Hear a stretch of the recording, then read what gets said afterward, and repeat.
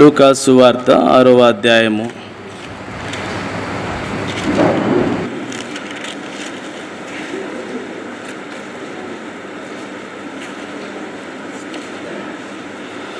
లూకా సువార్త 6వ అధ్యాయము. మనమందరం కూడా కలిసి 13వ వచనాన్ని కలిసి చదువుకుంటాం. లూకా సువార్త 6వ అధ్యాయము. అందరం కూడా కలిసి 13వ వచనాన్ని కలిసి చదువుకుందాం. లూకా సువార్త 6వ అధ్యాయము 13వ వచనం. చదవగలిగిన వారు మీ విభాగాన్ని గట్టిగా గంభీరంగా చదవండి. ఉదయమైనప్పుడు ఆయన తన శిష్యులను పిలిచి వారిలో అపోస్తులని పేరు పెట్టెను. వీరెవరనగా పేతురు అను మారు పేరు గల పెట్టును సీమోను, అతని సహోదరుడైన ఆంద్రేయ, యాకోబు, యోహాను, ఫిలిప్పు, బర్తలోమయి, మత్తయి, తోమా, అల్ఫయి కుమారుడైన యాకోబు, జలవతి అనబడిన సీమోను, యాకోబు సహోదరుడైన యూదా, ద్రోహియగు ఇస్కరియోతు యూదా అనువారు. ప్రభు యొక్క సాయం కొరకే మనం ప్రార్థన చేస్తాం. వెంగళిన మా తండ్రి, దయగల దేవా, మీకు స్తోత్రాలు వందనం చెల్లిస్తున్నాం. ఇంతవరకు పాటల ద్వారా మాకు ఏ మాటలు కావాలో అవి మీ సింహాసనం నుంచి విడుదల చేయండి. మీ వాక్యమునకు మేము ఎవరి అతీతులం కాము. వారి గురించి ఏమని చూసాం మనం? పిలువబడినటువంటి వారు అని. కాబట్టి ఎవరు పిలిచాడు ప్రభు? లూకా సువార్తలోనికి మనం వస్తే ఒక మాటని 6వ అధ్యాయము లూకా సువార్త ఇందాక మనం చూసినటువంటి మాటే 6వ అధ్యాయము 13వ వచనంలో ఏమన్నాడు అక్కడ? ఆయన తన శిష్యులను పిలిచి. ఎవరిని పిలిచాడు దేవుడు?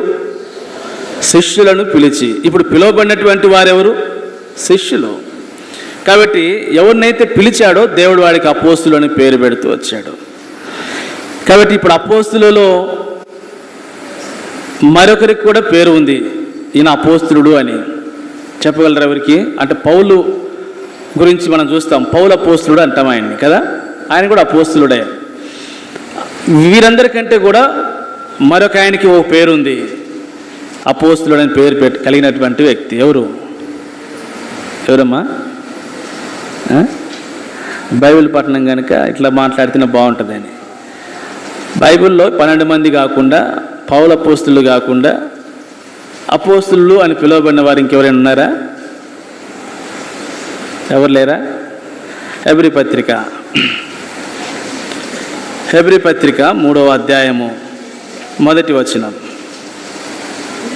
ఇందువలన పరలోక సంబంధమైన పిలుపులో పాలు పొందిన పరిశుద్ధ సహోదరులారా, మనం ఒప్పుకున్న దానికి అపోస్తులను ప్రధాన యాజకునైన, ఇప్పుడు ఎవరు అపోస్తులుడు? ఇక్కడ ప్రభు అయినటువంటి యేసుక్రీస్తు కూడా ఎవరు? అపోస్తులుడే. కాబట్టి 12 మంది శిష్యులు అపోస్తులుడే, పిలువబడినటువంటి పౌలు అపోస్తులుడు అపోస్తులుడే. వీళ్ళకంటే కూడా ఇంకా ఎవరు అని అంటే ప్రభు అయినటువంటి యేసుక్రీస్తు వారు కూడా ఎవరు? అపోస్తులుడే. అంటే ఇప్పుడు ఈ శిష్యులతో పాటు, పౌలుతో పాటు, ప్రభు అయినటువంటి యేసుక్రీస్తు వారితో పాటు ఇక దేవుడు ఎవరినైతే పిలిచాడో వాళ్ళందరూ కూడా ఎవరు? అపోస్తులులే. కాబట్టి ఆ మాటని మనం చూస్తాం. కొరింథీయులకు రాస్తూ పౌలు అపోస్తులుడు 1 కొరింథీ పత్రిక 12వ అధ్యాయం 28వ వచనంలో, 1 కొరింథీ పత్రిక 12వ అధ్యాయము 28వ వచనం.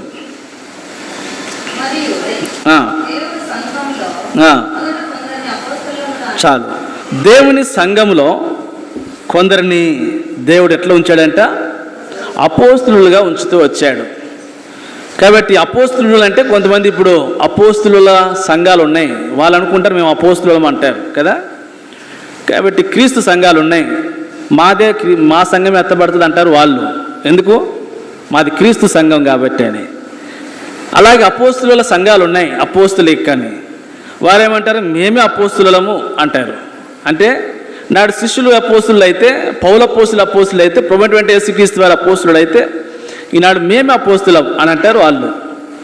కాబట్టి అపోస్తులుడు అంటే అది కాదు, అపోస్తులుడు అంటే పిలువబడిన వారు అని అర్థం. కాబట్టి ఇప్పుడు సంఘంలో కూడా మరి కొందరిని దేవుడు ఎలా ఏర్పరచుకున్నాడంట, ఎలా పిలుచుకున్నాడంట? అపోస్తులు అని. సరే, ఇప్పుడు అపోస్తులు అనేటువంటి మాట యొక్క అర్థంలో నుండి అపోస్తులలో 12 మంది జీవిత చరిత్రను మనము స్టడీ చేయక మునుపు ఈ అపోస్తులను గురించినటువంటి సవివరంగా మనం జ్ఞాపకం చేసుకుంటే ఈ అపోస్తులను గురించినటువంటి మాట యొక్క అర్థంలో నుండి 4 మాటలు జ్ఞాపకం చేసుకుంటాం. ఎవరు ఈ అపోస్తులు అని. కాబట్టి ఈ అపోస్తుల యొక్క అనుభవాలు ఏంటి, వారు ఎవరు అనే మాటని మనము కూలంకుషంగా ఒక 4 తలంపుల్లో జ్ఞాపకం చేసుకుంటాం. ఎవరు ఈ అపోస్తులు అని. కాబట్టి ఇందాక మనం చూసాం, ఎవరు అన్నప్పుడు పిలువబడినటువంటి శిష్యులను చూసాము, పౌలు అపోస్తుల గురించి చూస్తూ వచ్చాము. ఆ తర్వాత ప్రభువైనటువంటి యేసుక్రీస్తు వారిని చూస్తూ వచ్చాం. ఆ తర్వాత సంఘంలో కూడా దేవుణ్ణి కొంతమందిని అపోస్తులుగా నియమించడం చూస్తున్నాం. అంటే ఒక వ్యక్తి అపోస్తులుడు అంటే ఏమై ఉంటే అతడు అపోస్తులుగా పిలువబడతాడు అనేది మనము జ్ఞాపకం చేసుకుంటాం ఈ రాత్రి. కాబట్టి అపోస్తులను గురించినటువంటి 12 మంది స్టడీస్ని మనము ఆరంభించక మునుపు ఎవరి అపోస్తులుడు అనేటువంటి ఈ మాటని మనము జ్ఞాపకం చేసుకుంటే మొట్టమొదటిగా లూకాసు సువార్త 9వ అధ్యాయంలోనికి వస్తాం. లూకాసు సువార్త 9వ అధ్యాయము. లూకాసు సువార్త 9వ అధ్యాయము మొదటి వచనం. ఆయన తన 12 మంది శిష్యులను పిలిచి, అక్కడ ఆగుతాం అక్క. ఇప్పుడు మార్కు సువార్త 3వ అధ్యాయము 13వ వచనం. మార్కు సువార్త 3వ అధ్యాయము 13వ వచనమా? ఆయన కొండ ఎక్కి తనకిష్టమైన వారిని పిలువగా. కాబట్టి ఇప్పుడు ఈ 2 మాటల యొక్క అర్థంలోనికి మనం వస్తే లూకాసు సువార్త 9వ అధ్యాయము మొదటి వచనంలో ఆయన తన 12 మంది శిష్యులను పిలిచి. కాబట్టి మనం ఇందాక జ్ఞాపకం చేసుకున్నప్పుడు ఇదే లూకాసు సువార్త మనము ఆరంభంలో మన స్టడీలో వారిని 12 మందిని పిలిచి వారికి ఏమని పేరు పెట్టాడు? అపోస్తులు అని పేరు పెట్టారు. అంటే అపోస్తులు అంటే ఇప్పుడు మొదటి అర్థం ఎవరు అని అంటే దేవుని చేత ఎవరైతే పిలువబడ్డారో వారు అపోస్తులు అని. అందుకే ఆయన 12 మందిని ఏర్పరచుకుని వారిని పిలిచాడు. కాబట్టి ప్రభువైనటువంటి యేసుక్రీస్తు వారిని వెంబడిస్తున్నటువంటి ఆయన భూమి మీద ఉన్నటువంటి ఆ దినాలలో ఆయనను వెంబడిస్తున్నటువంటి జన సమూహం ఉంది. ఆయన వెంబడిస్తున్నటువంటి జన సమూహమునకు దేవుడు అపోస్తులను పేరు పెట్టాడా? కాబట్టి ఆయన వెంబడిస్తున్నప్పుడు కోకొల్లలుగా జనములు ఆయన మీద పడుతూ ఉన్నారు. ఆయన వెంబడిస్తున్నటువంటి ప్రతి ఒక్కరికి కూడా ఆయన అపోస్తులను పేరు పెట్టలే. ఎవరికి పేరు పెట్టాడు అంటే ఎవరినైతే పిలిచాడో వారికి ఏమని పేరు పెట్టాడు? అపోస్తులుడు అని పేరు పెడుతూ వచ్చాడు. కాబట్టి ఇప్పుడు అపోస్తులుడు అంటే అర్థము మొట్టమొదటిగా పిలువబడినటువంటి వారు అని. అపోస్తులు అంటే ఎవరు? ఎవరైతే పిలువబడతారో వారికి ఇవ్వబడినటువంటి పేరు అపోస్తులు. కాబట్టి ఈ రాత్రి దేవుడు ఇంతమంది లోకంలో ఎంతోమంది ఉండగా ఈనాడు దేవుడు మనకే ఎందుకు ఆధిక్యతనిచ్చాడు? ఈ అపోస్తులు పిలువబడినటువంటి వారు ఎవరంట? ఆయన కొండ ఎక్కి తనకు ఇష్టమైనటువంటి వారిని పిలవగా. కాబట్టి పిలువబడినటువంటి వారు ఎవరు అంటే వీరు దేవునికి ఇష్టమైనటువంటి వారు. ఎంత ధన్యత చూడండి మనకి కదా. ఈనాడు సంఘంలో దేవుడు అపోస్తులుగా కొంతమందిని ఉంచాడు అంటే ఈ అపోస్తులు ఎవరు అంటే వీరు పిలువబడినటువంటి వారు. ఈ పిలువబడినటువంటి వారు ఎవరిని పిలిచాడు దేవుడు అంటే దేవుడు తనకి ఇష్టమైనటువంటి వారిని పిలిచాడని చెప్పడంలో. కాబట్టి అపోస్తులు దేవునికి ఇష్టమైనటువంటి వారు. కాబట్టి పిలువబడినటువంటి వీరు దేవునికి ఇష్టమైనటువంటి వారు అన్న సంగతి మనకి అర్థమవుతుంది. కాబట్టి ఈనాడు ఈ 12 మంది శిష్యులనే కాదు నాడు దేవుడు పిలిచి అపోస్తులు అని పేరు పెట్టింది. 12 మంది శిష్యులను దేవుడు పిలిచినట్లుగా కాబట్టి ఈనాడు దేవుడు మరెవరిని పిలుస్తూ వచ్చాడు అనేది చూస్తే మత్తయి సువార్త 4వ అధ్యాయము 21వ వచనంలో, మత్తయి సువార్త 4వ అధ్యాయము 21వ వచనం. వెళ్ళి జబదేయి కుమారుడైన యాకోబు, అతని సహోదరుడైన యోహాను అని మరిద్దరు సహోదరులను తమ తండ్రి అయిన జబదేయి వద్ద దోణిలో తమ వలను బాగు చేసుకొనుచుండగా చూచి వారిని. కాబట్టి దేవుడు ఇప్పుడు కొంతమందిని పిలుస్తున్నాడు. ఎవరు? అక్కడ మనం చదివినటువంటి ఆ శిష్యులలో వారి శిష్యులుగా చేయబడక మునుపు మత్తయి సువార్త 4వ అధ్యాయము 19-20 వచనాల్లో వారు శిష్యులు అని చెప్పబడక మునుపు దేవుడు వారిని ఏం చేస్తూ వచ్చాడు? పిలుస్తూ వచ్చాడు. దేవుడు వాడు పిలిచిన తర్వాత వారిని శిష్యులుగా చేసుకున్నాడు. శిష్యులైన తర్వాత వారికి అపోస్తులు అని పేరు పెడుతూ వచ్చాడు. కాబట్టి ఇప్పుడు మన విషయంలోనికి వచ్చినప్పుడు నాడు వీరిని పిలిచినటువంటి వాడు, శిష్యులను పిలిచినటువంటి దేవుడు ఇప్పుడు కీర్తనకారుడు 50వ కీర్తనలో మొదటి వచనంలో 50వ కీర్తన మొదటి వచనంలో దేవాతి దేవుడైన యెహోవా ఆజ్ఞించుచున్నాడు, తూర్పు దిక్కు మొదలుకొని పడమటి దిక్కు వరకు భూనివాసులను రమ్మని ఆయన పిలుచుచున్నాడు. ఈ రాత్రి ప్రియ సహోదరి సహోదరుడా, దేవుడు నిన్ను కూడా నాడు అపోస్తులను లేకపోతే నాడు కొంతమంది జాలరులు తమ వలలను బాగు చేసుకొనుచు తమ యొక్క పనిబాటల్లో ఉండగా, వారు తమ యొక్క వ్యాపారంలో నిమగ్నమై ఉండగా, వారి యొక్క జీవన విధానాల్లో నిమగ్నమై ఉండగా దేవుడు నాడు కొంతమందిని పిలుస్తూ వచ్చాడు. నాడు వారిని పిలిచినటువంటి దేవుడు కాబట్టి వారిని 12 మందిగా ఏర్పరచుకొని వారికి శిష్యులను పేరు పెట్టారు. ఆ శిష్యుల తర్వాత దేవుడు వారికి అపోస్తులను పేరు పెడుతూ వచ్చాడు. వారినే కాదు, ఈ రాత్రి దేవుడు ఎవరిని పిలుస్తున్నాడు అంటే తూర్పు దిక్కు మొదలుకొని పడమటి దిక్కు వరకు భూనివాసులను రమ్ము అని ఆయన పిలుచుచూ ఉన్నాడు. ఈ రాత్రి శిష్యులనే కాదు, చేరువచ్చినటువంటి ప్రియ సహోదరి సహోదరుడా, దేవుడు ఇలాగ ఆజ్ఞించుచున్నాడు, తూర్పు దిక్కు మొదలుకొని పడమటి దిక్కు వరకు భూనివాసులను రమ్మను అని చెప్పి ఆయన ఏం చేస్తున్నాడంట? పిలుచూ ఉన్నాడు.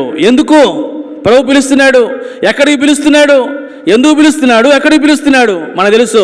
మత్తయి సువార్త 11వ అధ్యాయం 28వ వచనంలోనికి వస్తే, ప్రయాసపడి భారం మోసుకొనుచున్న సమస్త జనులారా, అంటే ఎవరు వీరు? వీరు తూర్పు దిక్కు మొదలుకొని పడమటి దిక్కు వరకు భూనివాసులందరూ కూడా ఎట్లున్నారంట? ప్రయాసపడి భారం మోసుకొనుచు, కాబట్టి విశ్రాంతి లేకుండా ఉన్నారు.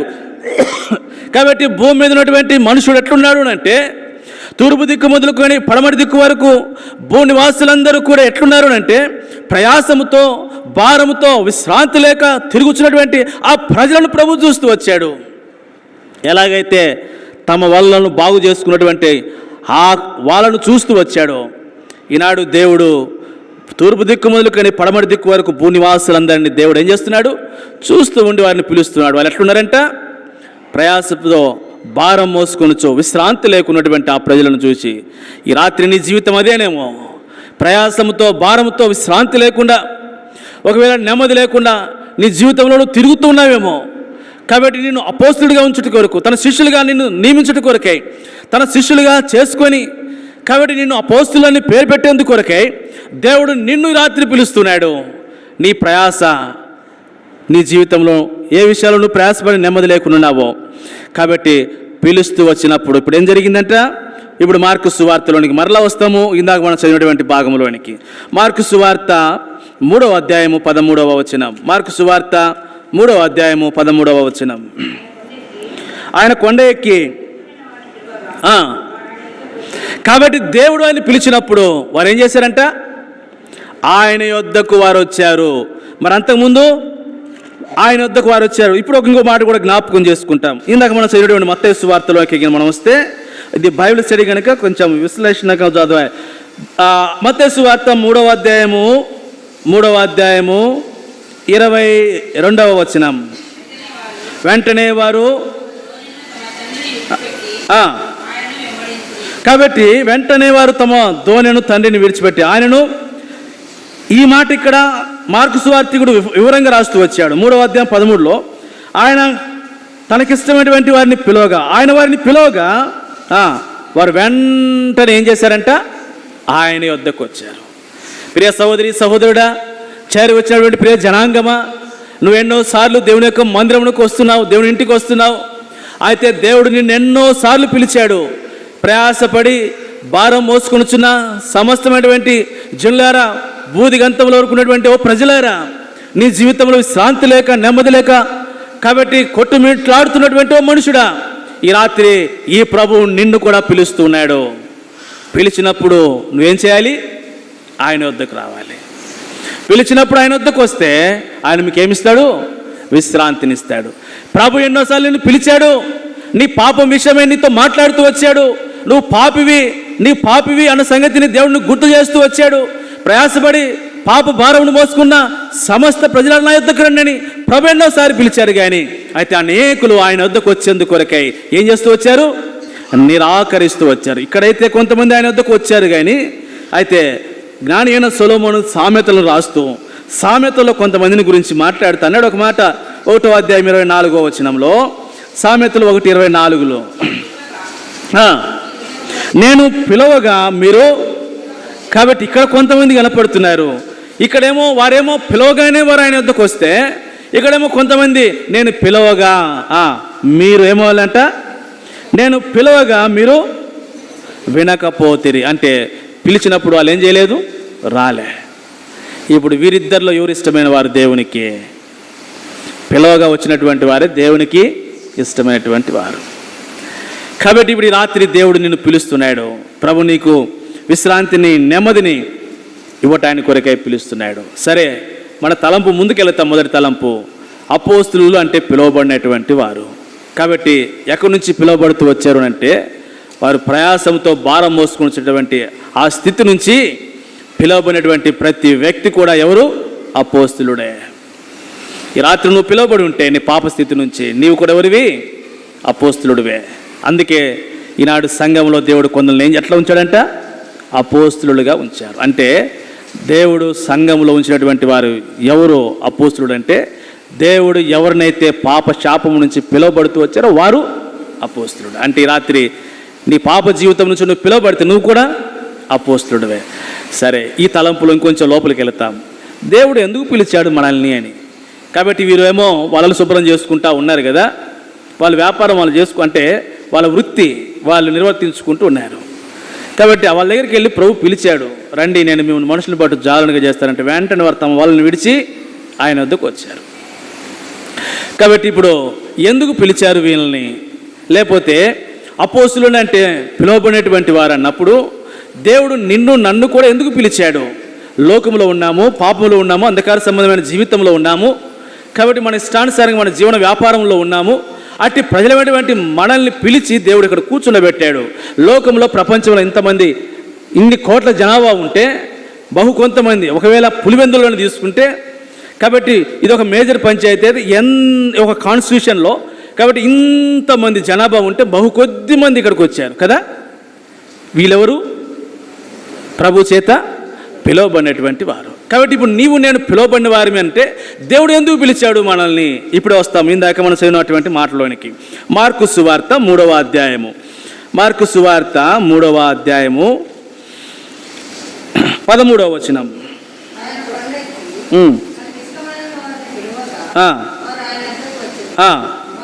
వారు తనతో కూడా ఉండునట్లు. ఎందుకు దేవుడు అంటే, కాబట్టి అపోస్తులుగా దేవుడు పిలువబడినటువంటి వారు అపోస్తులు అంటే పిలువబడినటువంటి వారు. ఈనాడు నీవు నేను కూడా పిలువబడినటువంటి వారిమే. కాబట్టి ఎందుకు దేవుడు మనల్ని పిలిచారు అని అంటే, మనము తనతో కూడా ఉండుటకు. కాబట్టి ఇప్పుడు చేరువచ్చేటువంటి కొద్ది మందిమి లోకం నుంచి మనం పిలువబడినటువంటి ప్రజలముగా ఇప్పుడు కొద్ది మంది ఇక్కడికి వచ్చాము. ఎందుకు దేవుడు మన లోకంలో నుంచి ఇప్పుడు పిలిచాడు, అపోస్తులుగా చేశాడు అంటే, మనము తనతో కూడా ఉండునట్లు. ఎంత ధన్యతో చూడండి. ఒక దినం వచ్చినప్పుడు మనం ఎక్కడుంటామంట? మనము తనతో కూడా ఉండేటువంటి అనుభవం. అందుకే యోహాను సువార్త 12వ అధ్యాయంలోనికి వస్తే, యోహాను సువార్త 12వ అధ్యాయము 26వ వచనం. యోహాను సువార్త 12వ అధ్యాయము 26వ వచనం. ఒకడను సేవించిన ఎడల నన్ను వెంబడింపవలెను, అప్పుడు నేను ఎక్కడ ఉందునో. కాబట్టి నేను వారు నాతో కూడా ఉండునట్లు. ఇందాక ఏమని చదివాము? మార్కు సువార్త 3లో తనతో కూడా ఉండునట్లు అన్నప్పుడు నేను ఎక్కడ ఉందునో, కాబట్టి వారు నాతో కూడా ఉండునట్లు అనే సందర్భం. కాబట్టి నేను ఎక్కడ ఉందునో వారు నాతో కూడా ఉండునట్లు ప్రభు మనల్ని పిలిచాడు. ఇప్పుడు పిలువబడినటువంటి మనము ఎవరి మీదంటే ఆయనతో కూడా ఉండునట్లు మనల్ని పిలిచాడు. ఆయన ఎక్కడ ఉంటాడో అక్కడ మనం ఉండునట్లు. ఇప్పుడు ఆయన ఎక్కడ ఉన్నాడు? హెబ్రీ పత్రిక 12వ అధ్యాయము 2వ వచనం. హెబ్రీ పత్రిక 12వ అధ్యాయము 2వ వచనం. సమూహము మేఘం వలె మనము కూడా విడిచిపెట్టి ఆ, ఆ, ఆ. ఆయన తన ఎదుట ఉంచబడిన ఆనందము కొరకై అవమానం నిర్లక్ష్య పెట్టి శిలువను సహించి దేవుని సింహాసనం యొక్క కుడి పార్శ్వమున, ఇప్పుడు ఆయన ఎక్కడున్నాడు? తండ్రి యొక్క కుడి సింహాసనం. కాబట్టి ఇక్కడ ఏమన్నాడు? దేవుని సింహాసనం యొక్క కుడి పార్శ్వమున ఈయన ఏమై ఉన్నాడు? ఆసీనుడై ఉన్నాడు. కాబట్టి ఇప్పుడు నీవు నేను తనతో కూడా ఉండినట్లు అంటే దేవుడు ఎక్కడున్నాడు? ఇప్పుడు ప్రభువైన యేసుక్రీస్తు వారు తండ్రి యొక్క సింహాసనం యొక్క కుడి పార్శ్వమున ఉన్నాడు. ఇప్పుడు మనము తనతో కూడా ఉండినట్లు దేవుడు మనల్ని ఏం చేశాడంట? పిలిచాడు. కాబట్టి ఒక దినం వస్తుంది, ప్రభువైన యేసుక్రీస్తు వారు తండ్రి కుడి పార్శ్వమున ఎట్లయితే సింహాసనం మీద కూర్చున్నాడో, పౌలు అపోస్తలుడు ఎఫెసీలకు రాస్తూ ఆ మాట అన్నాడు 2వ అధ్యాయం 7వ వచనంలో. ఎఫెసీ పత్రిక 2వ అధ్యాయము 7వ వచనం. క్రీస్తు యేసునందు మనలను ఆయనతో కూడా లేపి పరలోకమందు ఆయనతో కూడా కూర్చుండా అందుకు దేవుడు మనల్ని పిలిచాడు. కాబట్టి అపోస్తలులు అంటే పిలువబడినటువంటి వారు, దేవుడు నిన్ను నన్ను కూడా పిలిచినటువంటి వాడు అని. ఎందుకు పిలిచాడు అని అంటే, కాబట్టి మనము ఆయనతో కూడా ఉండుట కొరకై. ఆయనతో ఎక్కడున్నాడో, నేను ఎక్కడున్నానో నా సేవకుడు అక్కడ, నేను ఎక్కడున్నానో నేను పిలిచిన వారు అక్కడ ఉంటారు. ఆయన ఎక్కడ ఉన్నాడు అంటే తండ్రి కుడి పార్శ్వమున కూర్చున్నాడు. మనం ఎక్కడ ఉండబోతున్నామంటే పరలోకంలో ఆయనతో కూడా మనల్ని కూర్చుండబెట్టబోతున్నాడు. ప్రియ సహోదరి సహోదరు, ఎంత ధన్యతో మనం చూడండి. అపోస్తలుడు నీవు నేను పిలువబడినటువంటి వారిగా మొదటి ధన్యత ఏంటి అని అంటే ఆయన ఎక్కడున్నాడో ఆయన ఉన్న తలము. కాబట్టి ఆయనతో పాటు మనల్ని కూర్చుండబెట్టుటకు దేవుడు మనల్ని, ఒక దినం వస్తుంది ప్రభు ఎక్కడ కూర్చున్నాడో మనం కూడా ఆయన కుడి పార్శ్వమున ఏం చేయబోతున్నాం? కూర్చుండబోతున్నాం. అందుకే దేవుడు మనల్ని పిలిచాడు లోకం నుంచి. రెండవ మాట ఎందుకు పిలిచాడు అనేది చూస్తే తెస్సలోనికే మొదటి పత్రిక 2వ అధ్యాయము 12వ వచనం. తెస్సలోనికే మొదటి పత్రిక 2వ అధ్యాయము 12వ వచనం. తన రాజ్యమునకు మహిమకును మిమ్మును పిలుచున్న దేవునికి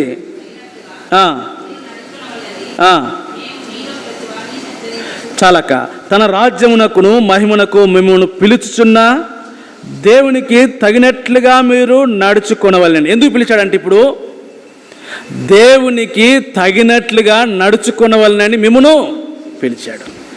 దేవుడు మనల్ని ఎందుకు పిలిచాడు అంటే అపోస్తలులు అంటే పిలువబడినటువంటి వారు. కాబట్టి నీవు నేను కూడా పాపభారంతో ఉండగా దేవుడు మనల్ని పిలిచాడు. ఎందుకు పిలిచాడు అంటే పిలువబడినటువంటి మనము విశ్రాంతినిచ్చినటువంటి దేవుడు ఆయనతో పాటు సింహాసనం ముందు కూర్చుండబెట్టుటకు పిలిచాడు. రెండవది, మనము భూమి మీద జీవించినంత కాలము మనం ఎట్లుండాలంట? దేవునికి తగినట్లుగా నడుచుకున్నట కొరకై మనము పిలువబడుతున్నాం. కాబట్టి నీ నా జీవితంలో వాక్ వర్తీ ఆఫ్ గాడ్. ఎందుకు అనంటే దేవునికి తగినట్లుగా నడుచుకున్నట కొరకు దేవుడు మనల్ని పిలిచాడు. లోకంలో ఉన్నవారు ఎందుకు దేవునికి తగినట్లుగా నడవట్లేదు? కాబట్టి ఒకవేళ మనం లోకంలో ఉంటే మన ఇష్టానుసారంగా నడిచేవాళ్ళం.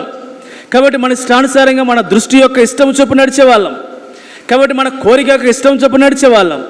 దేవుడు దాని కొరకు ఇప్పుడు మనల్ని లోకంలో నుండి, పాపం నుండి, అంధకార సంబంధమైన జీవితంలో నుండి, లేకపోతే ప్రయాసంతోనూ భారంతో నిన్నటువంటి మనల్ని లోకం నుంచి ఎందుకు మనల్ని పిలిచాడు అంటే నీవు నేను అపోస్తలులము పిలువబడినటువంటి వారిగా ఒక దినం మనకున్నటువంటి ఒక నిరీక్షణ ప్రభుతో కూడా సదాకాలం ఉంటాము, ఆయనతో కూడా మనం ఉండటానికి పిలిచేటువంటి దేవుడు ఆ సమయం వచ్చేంత వరకు భూమి మీద నిన్ను నన్ను ఉంచాడు. కాబట్టి రక్షింపబడగానే మనం పరలోకంలోకి వెళ్ళిపోవట్లే. కాబట్టి భూమి మీద మనం ఉంచినంత కాలము దేవుడు ఎందుకు పిలిచాడు అంటే ఆయన సింహాసనం ముందు ఆయనతో పాటు కూర్చుండబోతున్నటువంటి మనము భూమి మీద ఉన్నటువంటి దినాలన్నీ కూడా మనం ఎందుకు పిలిచాడు ప్రభువు అంటే ప్రభువునకు తగినట్లుగా మనము జీవించుట కొరకే. కాబట్టి రాత్రి నువ్వు అపోస్తలుడు అయితే, లోకము నుంచి నువ్వు పిలువబడితే ఒక దినాన నువ్వు దేవుని సింహాసనం మీద ఆయనతో పాటు కూర్చుంటావు. కానీ అయితే అంతకంటే ప్రాముఖ్యమైన ఒక సంగతి, దేవుడు నిన్ను పిలిచేటువంటి ఉద్దేశ సంకల్పం వేరు. ఈ రాత్రి ఆయన ప్రభువునకు తగినట్లుగా మనము, పౌలు అపోస్తలుడు చెప్తాడు, నేను క్రీస్తును పోలి నడుచుకున్నా. ఇప్పుడు చెబుతాడు వాళ్ళందరికీ, నేను క్రీస్తును పోలి నడుచుకున్నా కనుక మీరు నన్ను పోలి, నేను చెప్పగలనా? మీ అందరు తొదిగో నన్ను పోలి మీరు నడుచుకోండి అని చెప్పగల ధైర్యము నా జీవితంలో నేను కలిగి ఉన్నానా అని పౌలు అపోస్తలుడు చెప్పగలిగాడు. నేను క్రీస్తును పోలి ప్రభునకు తగినట్లుగా నా జీవితంలో నేను నడుచుకుంటూ వచ్చా పౌలపోస్తులుడు అన్నాడు. ప్రభు ఎట్లా నడుచుకున్నాడో, ప్రభు యొక్క నడత ఎట్లుందో నేను అలాగనే నా జీవితంలో నేను నడుచుకుంటూ వచ్చా. పిలువబడినటువంటి అపోస్తులుగా చేయబడి పిలువబడినటువంటి నీవు అపోస్తులుగా ఎంచబడుతున్నప్పుడు కాబట్టి నీవు కూడా ఆయనకు తగినట్లుగా నడుచుకుంటూ కొరకే దేవుడు నిన్ను పిలుస్తూ వచ్చాడు. కాబట్టి ఎవరు వీరు? ఆయన తగినట్లుగా నడుచుకున్నటువంటి వారు ఎవరు? కీర్తనకారుడు 1వ కీర్తన మొదటి వచనంలో అంటాడు, దుష్టుల ఆలోచన చొప్పున నడవక, పాపుల మార్గమున కూర్చుండక, దుష్టుల ఆలోచన చొప్పున నడవక, పాపుల చదువుదాం అన్నమాట. దుష్టుల యొక్క ఆలోచన చొప్పున నడవక, పాపుల మార్గమున నిలవక, అపహాసకులు కూర్చుండు చోట వీరు ప్రభువునకు తగినట్లుగా నడుచుకున్నటువంటి వారు ఎవరు అంటే వారు దుష్టుల యొక్క ఆలోచన చొప్పున నడవనటువంటి వారు, వారు పాపుల యొక్క మార్గంలో నిలవనటువంటి వారు, వారు అపహాసకులు కూర్చున్న చోట వారు ఏమాత్రమును కూడా కూర్చున్నటువంటి వారు, వీరు ప్రభువునకు తగినట్లుగా నడుస్తున్నటువంటి వారు. అంతేకాదు, ఇంకొంచెం మనం ముందుకు వెళ్తే మనం చదువుతాం ఇక్కడ ఆది కాండంలో ఒక వ్యక్తిని గురించి 6వ అధ్యాయం 9వ వచనంలోనికి వస్తే, ఆది కాండం 6వ అధ్యాయం 9వ వచనం, నోవాహు వంశావళి ఇదే. నోవాహు నీతిమంతుడు, తన తరము వారిలో నిందారహితుడై. కాబట్టి నోవాహును చూడు, తన తరము ఎటువంటిది అంటే, నోవాహు యొక్క తరమును మనం చూస్తే 6వ అధ్యాయం 4వ వచనంలో, కాబట్టి ఇక్కడ వాని గురించి రాయబడుతూ వచ్చింది కదా. అప్పుడు యెహోవా ఆత్మ 3వ వచనం నుంచి, నరులతో నా ఆత్మ నరులతో ఎల్లప్పుడూ వాదించరు, వారు తమ అక్రమ విషయములలో ఏమయ్యారంట? అక్రమస్తుల మధ్య ఉన్నటువంటి నోవాహు. ఆ తర్వాత నెఫీలులు, వారు భూమి మీద ఉండారు. దేవుని కుమారులు నరుల కుమార్తెలు పోయినప్పుడు వారు పిల్లలు, నరుల చెడుతనము భూమి మీద గొప్పది, వారి హృదయం యొక్క తలంపులోని ఊహంతయు ఎల్లప్పుడూ కేవలము చెడ్డదని యెహోవా చూచి తాను భూమి మీద నరులను చేసినందుకు సంతాపం ఉంది. తమ హృదయంలో దేవుడు ఏం చేశాడంట?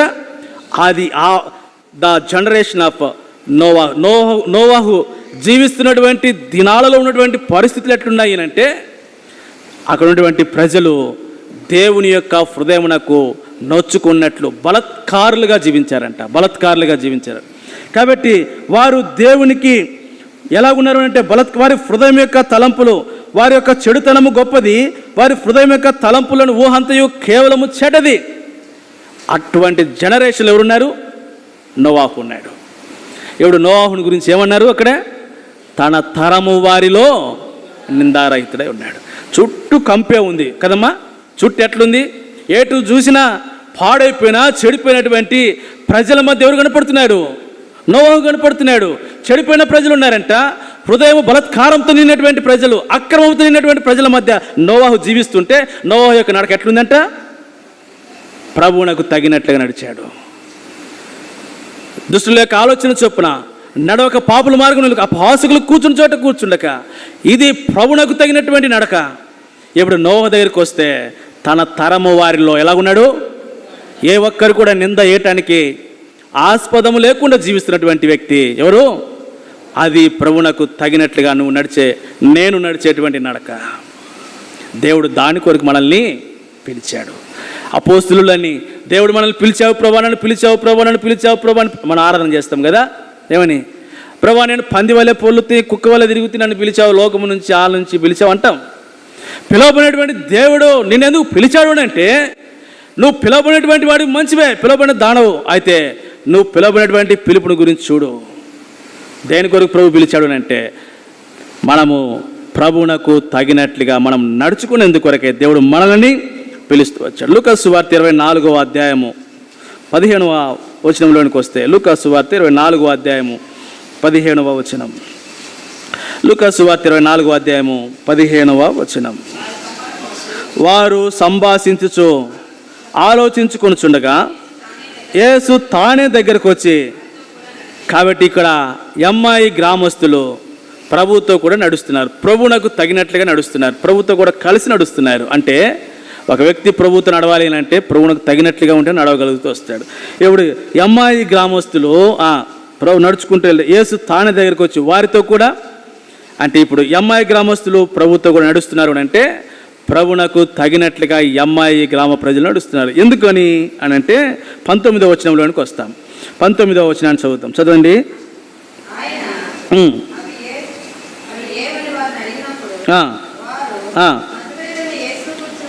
నజరేయుడైనటువంటి యేసును గూర్చిన సంగతులే. అంటే ప్రభువుతో నడిచేటువంటి ఎవరు ప్రభువును పోలి నడుస్తున్నారు అని అంటే వారు నడుచుచు సంభాషించుకొనుచున్నటువంటి సంగతులేవనగా అన్నప్పుడు ఏమన్నాడు వాళ్ళు? నజరేయుడైనటువంటి యేసును గూర్చినటువంటి ఒక వ్యక్తి ప్రభువునకు తగినట్లుగా నడుస్తున్నాడు అని చెప్పడానికి హేతు రుజువు ఏంటి అని అంటే ఆ వ్యక్తి ఎప్పుడు కూడా ఎవరి మధ్య ఎక్కడ నడిచినా కూడా ఎవరి గురించి మాట్లాడతాడు? యేసును గూర్చిన సంగతిలే మాట్లాడతాడు. అది ప్రభువునకు తగినట్లుగా ఒక వ్యక్తి జీవించేటువంటి జీవితం. నేను ప్రభువునకు తగినట్లుగా జీవిస్తున్నాను అంటే నా సంభాషణ ఎప్పుడు కూడా ఎక్కడ ఇద్దరు కూర్చున్నా, ముగ్గురు కూర్చున్నా మూడో వ్యక్తిని గురించి మాట్లాడకూడదు కదా. మనం ఇద్దరు కూర్చుంటే మూడో వ్యక్తిని గురించి, లేని వ్యక్తిని గురించి మాట్లాడుతూ ఉంటాం. అది ఎంత పాపం తెలుసు? దైవగ్రంథం ఏం చెబుతుంది తెలుసా? మన మధ్య లేనటువంటి వేరే మూడో వ్యక్తిని గురించి మనం ఏమాత్రం ఎప్పుడు కూడా ఏం చేయకూడదు? సంభాషించకూడదు. ఒకవేళ ఆ వ్యక్తి గురించి మాట్లాడాల్సి వస్తే అతని ముందు అతని సమక్షంలో మాట్లాడాలి. అతను లేనప్పుడు అతని గురించి మనం ఏం చేయకూడదు. కాబట్టి నా జీవితంలో ప్రభువునకు తగినట్లుగా ఎట్లా నడుస్తున్నాము అని. కాబట్టి ప్రభువునకు తగినటువంటి జీవితం ఏంటి అంటే ఇదిగో మేము సంభాషిస్తున్నప్పుడు సంభాషణ ఏంటి అని అంటే ఇదిగో యేసును గూర్చినటువంటి ఆ సంగతిలో మేము ఇది దాని కొరకే దేవుడు మనల్ని పిలుస్తూ వచ్చాడు. కాబట్టి ప్రభువునకు తగినట్లు అనుభవం మన జీవితంలో అవసరం. అందుకే సంఖ్యాకాండంలో యాకోబుని గురించి ఒక మాట చదువుతాం. ఆ మాటని 2వ తలంపులోనికి వెళతాం. సంఖ్యాకాండం 23వ అధ్యాయం 21వ వచనం. సంఖ్యాకాండము 23వ అధ్యాయము 21వ వచనం. ఆయన యాకోబులో ఏ దోషమును కనుగొనలేదు, ఇశ్రాయేలులో ఏ వంకరితనమును.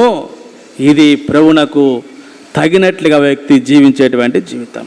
యాకోబులో ఏ దోషమును కనుగొనలేదు, ఇశ్రాయేలులో ఏ వంకరితనము.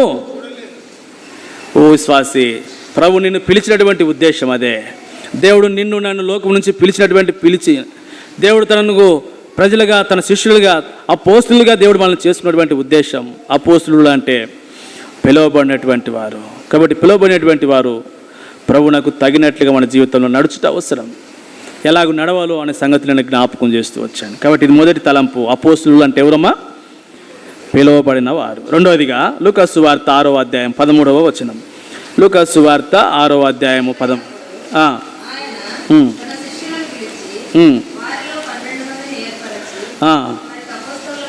కాబట్టి ఇప్పుడు పిలిచాడు, ఇప్పుడు ఏం చేశారు? రెండోది ఏర్పరచారు. ఏర్పరిచినటువంటి వారికి ఏమని పేరు పెట్టాడంట? అపోస్తులుడు అని పేరు పెట్టారు. ఇప్పుడు అపోస్తులు అంటే పిలువబడిన వారే కాదు. అపోస్తులు అంటే ఇప్పుడు ఎవరు? ఏర్పరచబడిన వారు. కాబట్టి మనం పాడతాం కదా, ఏర్పరచుకోలేదు నేను, ప్రభువే నన్ను ఏర్పరచుకోనండి కదా. కాబట్టి అపోస్తులుడు అంటే రెండోది ఏర్పరచబడిన వారు. They are chosen people. కాబట్టి ఎవరు అంటే they are chosen by the God. దేవుడు ద్వారా ఏర్పరచబడిన వారు, మనుషులు ఏర్పరచుకున్న వారు కారు అపోస్తులు. కాబట్టి దేవుడే వారిని ఏం చేశాడంట? ఏర్పరచుకున్నాడు. కాబట్టి ఎంతోమంది ఆ దినాల్లో ప్రభువుని వెంబడిస్తూ ఉండగా వారిలో నుండి ఒక 12 మందిని మాత్రమే దేవుడు ఏర్పరచుకున్నట్టు అనేది. కాబట్టి అది ఎంతో ధన్యత. ఈనాడు దేవుడు నిన్ను నన్ను ఏర్పరచుకున్నట అనేది అది ఎంతో గొప్ప ధన్యత. అందుకే ఇప్పుడు 135వ కీర్తనలోనికి వస్తే కీర్తనకారుడు 135వ కీర్తన 4వ వచనం. 135వ కీర్తన 4వ వచనం.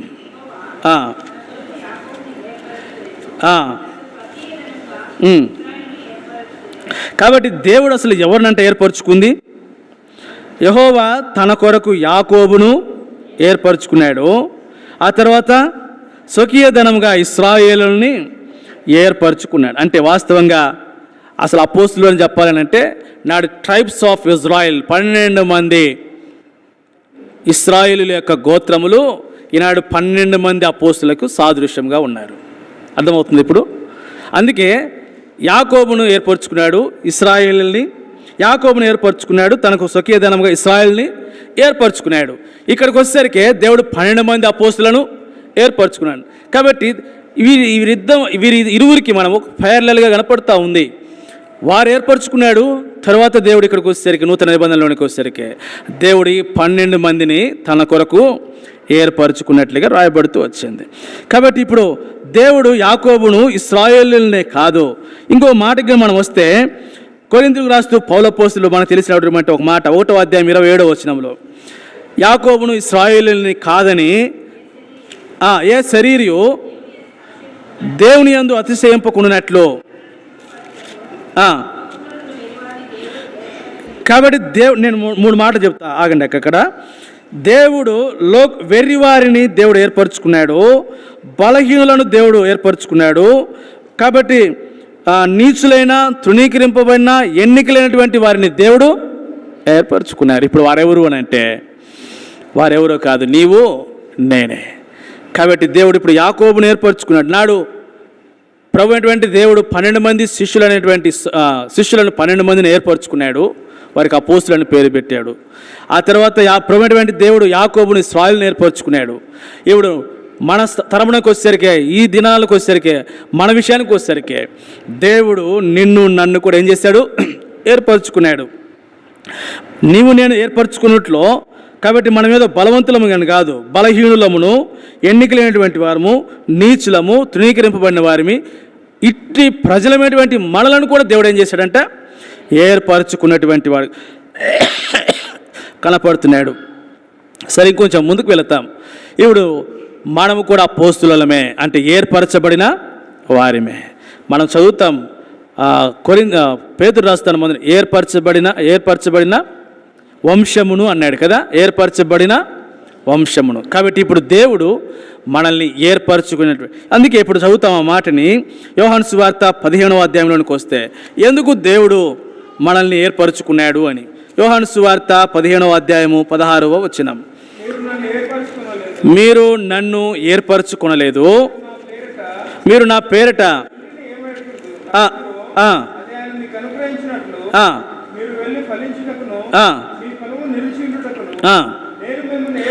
నేను మిమ్మును ఏర్పరచుకొని. కాబట్టి ఇప్పుడు అంటాడు ప్రభు, స్పష్టంగానే చెప్పాడు ఇక్కడ, యాకోబును ఇశ్రాయేలును ఏర్పరచుకున్నాడు, వారిని తృణీకరించి నీచులమైన, పనికిమాలైన, బలహీనులమైనటువంటి దేవుడు నిన్ను నన్ను ఏర్పరచుకున్నాడు. ఎందుకు ఏర్పరచుకున్నాడో 15వ అధ్యాయంలోనికి వచ్చినప్పుడు స్పష్టంగా చెబుతున్నాడు. ఎందుకంట, నేను మిమ్మును ఏర్పరచుకొని ఉన్నాను. దేని కొరకు? ఎందుకంట, మీరు వెళ్ళి ఫలించుట కొరకు ఏర్పరచుకున్నాడు. ఈ రాత్రి నీవు అపోస్తులుడిగా ఏర్పరచబడితే నీ ఆత్మీయ జీవితంలో, కాబట్టి దేని కొరకు ప్రభుని ఏర్పరచుకున్నాడు అంటే మీరు వెళ్ళి ఫలించుట కొరకు. కనుక విశ్వాస జీవితము ప్రభు మన నుంచి కోరేది ఫలవంతమైన జీవితమును కోరుతున్నాడు. కాబట్టి దేవుడు మనల్ని ఎందుకు ఏర్పరచుకున్నాడు అంటే మన ఆత్మీయ జీవితంలో ఫలించుట కొరకు ఏర్పరచుకున్నాడు. ఓ విశ్వాసి, ప్రభుని ఏర్పరచుకునే ఉద్దేశాన్ని ఎరుగు. నీ జీవితంలో చెప్పగలవా, నేను ప్రభు కొరకై ఫలిస్తున్నానని. కాబట్టి ఇప్పుడు ఫలింపు దగ్గరికి వచ్చినప్పుడు యెషయా గ్రంథం 5వ అధ్యాయంలోనికి వెళ్ళి చూచడం మనకు అవసరం. కాబట్టి యెషయా గ్రంథము 5వ అధ్యాయం, నీవు నేను ఫలించుట కొరకే దేవుడు ఏర్పరచుకున్నప్పుడు ఆ ఫలించేటువంటి క్రమంలో దేవుడు ఏం చేస్తూ వచ్చాడు? 5వ అధ్యాయం యెషయా గ్రంథము 2, 3, 4 వచనాలు.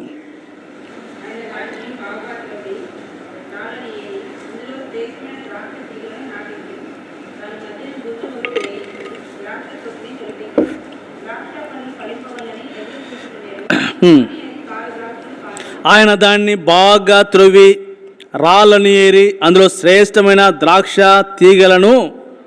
కాబట్టి ఫలించుట కొరకై ఈ ద్రాక్ష తోట యొక్క యజమానిని గురించి మనం చూస్తే ఆయన దాని కొరకు ఏం చేశాడంట? దాని కొరకై ఆయన బాగా త్రవ్వాడంట, రాళ్ళని ఏరాడంట, ఆ తర్వాత మధ్యన బురుజు ఒకటి వేయించాడంట, తర్వాత ద్రాక్ష తొట్టిని తొలిపించాడంట. 4వ వచనంలోనికి వస్తే ఒక మాట అన్నాడు, నేను నా ద్రాక్ష తోటకు చేసిన దానికంటే మరి ఏమి దానికి అంటే ఫలించుట కొరకే ఒక వ్యక్తి, ఆ యజమానుడు అది ఫలించాలని దాని కొరకు ఏమి కావాలో దానినంతటిని కూడా ఆయన చేశాడు. ఏం చేశాడు చెబుతున్నాడు. రాళ్ళను తీసేసాడంట, తర్వాత బాగా గుంత దువ్వాడంట, శ్రేష్టమైనటువంటి తీగ ఉంచాడంట, దాని మధ్యలో బురుజు ఉంచాడంట, దాని మధ్యలో ద్రాక్ష తొట్టిని తొలిపించి, అంటే అది ఫలించాలంటే ఏమి కావాలో అవన్నీ కూడా దానికి ఇచ్చాడు. కాబట్టి ఇప్పుడు నీవు నేను ఫలించుట కొరకు ఏమి కావాలో దానినంతటిని కూడా ఆయన మనకు ఇచ్చాడు. చూసారా, ప్రభునికి సంఘాన్ని ఇచ్చాడు, ప్రభునికి సహవాసాన్ని ఇచ్చాడు, దేవుడికి దాసుల్ని ఇచ్చాడు, వాక్యమునిచ్చాడు. నువ్వు ఎట్లా ఫలించాలో ఆ ఫలించుట కొరకైనటువంటి సోర్స్ అన్నీ కూడా దేవుడు నీకు అందుబాటులో ఉంచాడు. ఆయనను సరే ఏమైందంట, ఆయన ఎదురు చూస్తూ ఉంటే ఏం జరిగిందంట, ఆ ద్రాక్ష పండ్ల కాయునని నేను కనిపెట్టినప్పుడు ఏమైందంట, అది ఓ విశ్వాసిని జీవితంలో నీ కొరకై ప్రభు క్రయముగా ఏమి చెల్లించాలో ఏమి ఇవ్వాలో అవన్నీ కూడా ఇచ్చాడు. కారణం ఏంటినంటే దేవుడు నిన్ను ఏర్పరచుకున్నాడు కనుక, ఏర్పరచుకున్నటువంటి నీవు దేవుని కొరకై ఫలించాలి కనుక, ఫలించట కొరకే దేవుడు నిన్ను ఊరికనే వదిలిపెట్టలే. ఆ ఫలించట కొరకే ఏమి కావాలో ఆ రిసోర్స్ అన్నీ కూడా దేవుడు నీకు ఇచ్చాడు. అయితే ఫలించాలని ఎదురు చూస్తూ ఉంటే చివరికి ఏమైందంటే అది కారు ఫలములు ఫలించిందంట. నీ ఆత్మీయ జీవితం ఎట్లుంది? ఒకవేళ ప్రభు రాత్రి వచ్చి అంజూరపు చెట్టు దగ్గరికి వచ్చినట్లు దూరం నుంచి చూసినప్పుడు ప్రభు అనుకున్నాడు అవి దాని నిండా ఆకులు కనపడితే, కాబట్టి ఇశ్రాయేల్ దేశంలో అంజూరపు చెట్టు ఆకులు కనపడితే ఖచ్చితంగా అక్కడ ఏముంటాయి? ప్రభు అనుకున్నాడు కాబట్టి చాలా పచ్చగా కనపడుతూ ఉంది, ఆకులు కనపడుతూ ఉన్నాయని దగ్గరకు వచ్చాడు. ఆకలి కొని దగ్గరకు వచ్చాడు. ఆకలి కొని దగ్గరకు వస్తే ఆకులు తప్ప దాంట్లో ఏమి లేవంట, ఫలములు లేవు. విశ్వాస క్రైస్తవ జీవితం అనేకసార్లు ఎట్లుంటుంది అంటే ఆకుపచ్చని మొక్క వలె ఎంతగానో ఆత్మీయంగా ఎంతగానో ఫలించేటువంటి అనుభవంలో కనపడుతూ ఉంటాం. అంటే ఫలించిన బాగా ప్రభు కొరకై నమ్మకం ఫలిస్తున్నాము అనేటువంటి ఒక భ్రమలో బ్రతుకుతూ వస్తాం. కానీ ఈ పచ్చదనం ఏం జ్ఞాపకం చేస్తుందంటే పైకి కనపడేటువంటి భక్తిని జ్ఞాపకం చేస్తూ ఉంది. కాబట్టి ఆరాధన చేస్తాం, ప్రభువుల్లో చేవేస్తాం, ప్రార్థన చేస్తాం, ప్రభు యొక్క పరిచర్లో పాలు పొందుతాం. కానీ ఫలముల విషయంలోనికి వచ్చేసరికి, ఫలవంతమైనటువంటి జీవితంలోనికి వచ్చేసరికి ఎక్కడ వేసామో అక్కడే కనపడుతూ ఉంటాం. నీ జీవితంలో, నా జీవితంలో ప్రభు అందుకొరకు కాదు మనల్ని ఏర్పరచుకుంది, మనం వెళ్ళి దాని కొరకే దేవుడు ఏం చేయాలో వాటన్నిటిని కూడా కొంచెం చౌను పెట్టమ్మా, దాని కొరకై అన్నిటిని కూడా దేవుడు చేస్తూ వచ్చాడు. అన్ని రిసోర్స్ను దేవుడు నీకు ఇస్తూ వచ్చాడు. ఒకవేళ నువ్వు ఫలించకపోతే ఓ విశ్వాసి నీ జీవితంలో ప్రభు ఎదురు చూస్తున్నాడు. ఫలిస్తున్నాయంట కానీ ఎటువంటి ఫలాలంట? కారు ఫలములు కాస్తున్నాయంట. ఇది ఒక భాగం అయితే ఇంకొక సందర్భంలోనికి మనం వస్తే మత్తయి సువార్త 12వ అధ్యాయంలోనికి వస్తే, మత్తయి సువార్త 12వ అధ్యాయము 23వ వచనం. మత్తయి సువార్త 13వ అధ్యాయము, నేను ఈ సందర్భాన్ని జ్ఞాపకం చేస్తాను, నేనే చదువుతాను. మత్తయి సువార్త 13వ అధ్యాయము ఇప్పుడు 4 రకాలైనటువంటి వ్యత్యాసాలు కనపడుతున్నాయి. ఇవి ఎట్లున్నాయి అంటే 23 వచ్చిన మంచి నేల విత్తబడిన వాడు వాక్యముని అట్టివాడు 100 అంతలుగాను 60 అంతలుగాను 30. అక్కడేమో కారు ఫలములు ఫలిస్తూ ఉంటే ఇక్కడ ఫలించటంలో వ్యత్యాసం కనపడుతుంది. ఒకరేమో 30 అంతలు, ఒకరేమో 60 అంతలు, ఇంకొకరేమో 100 అంతలు. ఒక సంఘంలోనే ప్రభు రక్తం ఇచ్చి కొనబడినటువంటి ఒక ప్రజల్లోనే దేవుడు ఎదురు చూస్తూ ఉండగా ఆ ఫలముల విషయమై ఫలించేటువంటి విషయంలో ఎంత వ్యత్యాసం కనపడుతుంది. కొన్నేమో కారు ఫలములు కాస్తూ ఉంటే, కొన్నేమో 30 అంతలు కానీ కనపడితే, కొన్నేమో 60 అంతలుగా కనపడితే, మరి కొన్నేమో 100 అంతలుగా కనపడుతుంది. ఇప్పుడు మన పారామీటర్ని జ్ఞాపకం చేసుకుందాం. ప్రభు నిన్ను ఏర్పరచుకున్నటువంటి వెళ్ళి ఫలించుటకును నీ ఫలము నిలుచుంటకు దేవుడు నిన్ను ఏర్పరచుకుని నీకు అపోస్తులుగా పేరు పెడుతూ వచ్చాడు. ఈ రాత్రి నీ జీవితంలో ఒకసారి, నా జీవితంలో ప్రభు కొరకే మనం ఎట్లు ఫలిస్తున్నాం? కారు ఫలముల, 30 అంతల, 60 అంతల, లేకపోతే ప్రభు ఆశించినటువంటి స్థాయిలో 100 అంతలుగా ఫలిస్తున్నామా అని? ఇప్పుడు ఎందుకు ఈ వేరియేషన్ వచ్చింది? ఎందుకు కారు ఫలములు ఫలిస్తున్నారు? ఎందుకు కొంతమంది 30 అంతలుగా ఉన్నారు? ఎందుకు కొంతమంది 60 అంతలుగా ఉన్నారు? ఎందుకు కొంతమంది 100 అంతలుగా ఫలిస్తున్నారు అని అంటే అక్కడ వ్యత్యాసం మనం చూస్తాం. ఇప్పుడు నేను 4 మాటలు జ్ఞాపకం చేస్తాను. 19వ వచనంలోనికి వస్తే, త్రోవ పక్కన విత్తబడిన వాడు వీడే అన్నాడు. రెండవది, రాతి నేలను విత్తబడిన వాడు వీడే. వాడి గురించి మాట్లాడుతూ, వాక్యమును విని వెంటనే సంతోషముతో అంగీకరించి అతనిలో ఏం లేదంట, వేరు లేదు. చూసారా, రాతి నేలను త్రోవ ప్రక్కన విత్తబడిన వారు, రాతి నేలను విత్తబడినటువంటి వారు. కాబట్టి వీరెవరు అంటే, ఎందుకు ఈ వ్యత్యాసము అంటే, వారు వాక్యమును వింటారు, వెంటనే సంతోషంతో అంగీకరిస్తారు, కానీ వారికి ఏమి లేదు, వేరు లేదు. శ్రమలు వచ్చినప్పుడు, హింసలు వచ్చినప్పుడు వారు ఏమైపోతారంట, వెనుకంజ వేస్తారు. అందుకే ఈ 30 అంతలు 60 అంతలు 100 అంతల ఫలంలో వ్యత్యాసం. ఇప్పుడు 3వ మాటకు వస్తే, ముండ్ల పొదల్లో విత్తబడిన వాడు వాక్యమును వినివాడే కానీ ఐహిక విచారము, ధనమోసము ఆ వాక్యం అణిచివేయగా వాడేమవుతున్నాడు, నిష్ఫలుడవుతున్నాడు. అంటే ఒకడేమో వాక్యమును విని వెంట సంతోషంతో అంగీకరిస్తారు, కానీ వేరు లేకుండా ఉన్న కారణం చేత శ్రమల్లో హింసలు తప్పిపోతూ ఉంటే, మరికొంతడు ముండ్ల పొదలు ఎత్తబడినవాడు వాక్యమును వింటాడు, కానీ వాడి ఐహిక విచారముల వలన వడ్డిసిపోలు. మరొక మాట అన్నాడు. ఇప్పుడు 3వ రకంలోనికి వచ్చేసరికి, మంచి నేలను ఎత్తబడినవాడు వాక్యమును విని గ్రహించు వాడు. అందుకే ఫలవంతమైనటువంటి జీవితంలో ప్రభు కొరకే ఫలించేటువంటి విషయంలో వ్యత్యాసం ఎందుకు వస్తుందంటే, వాక్యమును విని దాన్ని గ్రహించేటువంటి విషయంలో తప్పిపోతున్నాం. అనేకసార్లు నేనేమనుకుంటా, ఇప్పుడు బాగా వింటున్నారు వాక్యం అనుకుంటా కదా, వాక్యమును విని గ్రహించి అన్వయించుకునేటువంటి విషయంలోనికి వచ్చినప్పుడు తప్పిపోతున్నాం. అందుకే ఫలించట్లే. అనేకసార్లు వాక్యం వింటాము, గ్రహిస్తాం, అది మన జీవితాలకు అప్లై చేసుకునే విషయంలో మనం దాన్ని అప్లై చేసుకోలేకపోతున్నాం. అందుకే కొంతమంది కొన్ని విషయాలు అప్లై చేసుకుంటారు, కనుక 30 అంతలు 60 అంతలు సరిగా అప్లై చేసుకున్నటువంటి వారు ఎలా ఉన్నారంట, 100 అంతలు. అందుకే ఈ ఫలింపులో ఈ వ్యత్యాసం కనపడుతుంది. ఈ రాత్రి ప్రియ సహోదరి సహోదరుడు అనే జీవితంలో ప్రభువుని నేర్పరచుకున్న ఉద్దేశం అపోస్తలుడుగా ఆయన కొరకే నువ్వు ఫలించాలని. వ్యత్యాసంతో ఫలించకు, 30 అంతలు 60 అంతలు వద్దు, 100 అంతలుగా ఫలించు. వాక్యమును విని గ్రహించి ఆ ప్రకారం నడుచుట అనేది నిన్ను ఫలవంతమైనటువంటి జీవితంలో తీసుకుని వస్తుంది. ప్రభు దినం రాబోతున్నాడు, కాబట్టి నీలో ప్రభు చూసేది ఆ ఫలవంతమైనటువంటి జీవితమైన చూస్తాడు. ఎట్లు పరమగీతాల్లో శూలమితిని గురించి ఒక మాట జ్ఞాపకం చేస్తాను. పరమగీతాలు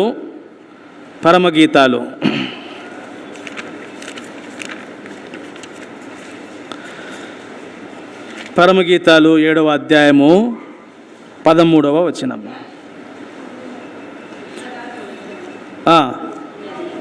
ఉత్తరదాత వృక్షము సువాసన ఇచ్చుచున్నది, నా ప్రియుడా, నేను నీ కొరకు దాచి ఉంచిన నానావిధ శ్రేష్ఠ ఫలములు పచ్చివియు పండువియు మా ద్వారబంధముల మీద ఏమవుతున్నాయి.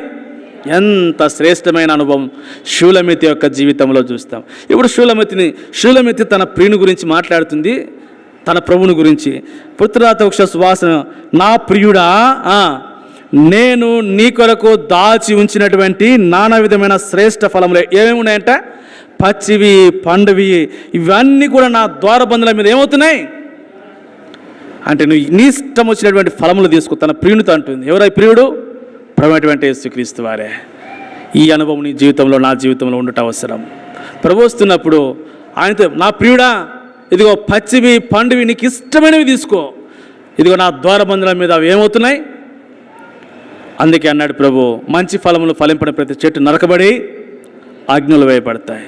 కాబట్టి అపోస్తలుడు అంటే రెండవదిగా ఏర్పరచబడినటువంటి వారు. దేని కొరకు దేవుడు మనల్ని ఏర్పరచుకున్నాడు అంటే, మనం ఫలించేటందుకు కొరకు. ఇక్కడ మనం ముగిస్తున్నాను. ఇక 2 తలంపులు మరలా మనం చూస్తాం. మోకరిద్దాం, మోకాళ్ళ పైకి వస్తాం.